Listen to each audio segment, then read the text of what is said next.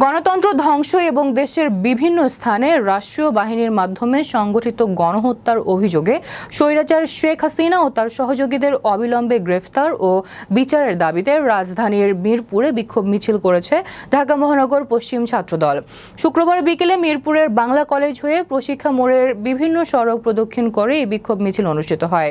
মিছিলে নেতৃত্ব দেন ঢাকা মহানগর পশ্চিম ছাত্রদলের সভাপতি রবিন খান ও সাধারণ সম্পাদক আকরাম আহমেদ।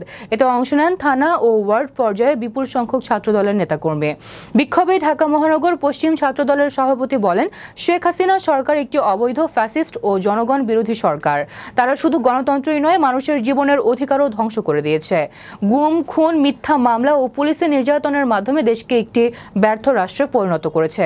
বিক্ষোভ মিছিলটিতে উপস্থিত ছিলেন ঢাকা মহানগর পশ্চিম ছাত্রদলের সহসভাপতি সারওয়ার আলম পিয়াস, মোহাম্মদ কাউসার খান, যুগ্ম সম্পাদক শাহরিয়ার মাহমুদ রাফি, দপ্তর সম্পাদক শহীদুল ইসলাম, সহ দপ্তর সম্পাদক মোহাম্মদ কাজী কাউসার। এছাড়াও আরও উপস্থিত ছিলেন ছাত্রদল নেতা আসাদুজ্জামান আসাদ, ওমর নাহিম, আকিল আহমেদ অনিক, আশিক সহ ঢাকা মহানগর পশ্চিম ছাত্রদলের বিভিন্ন ইউনিটের নেতাকর্মীরা।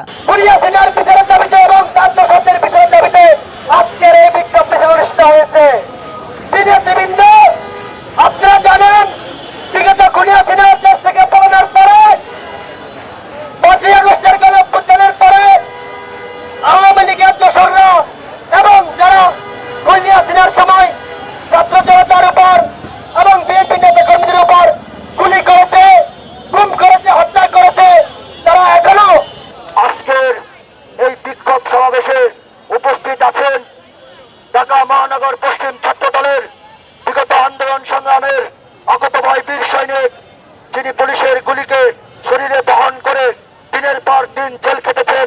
এরকম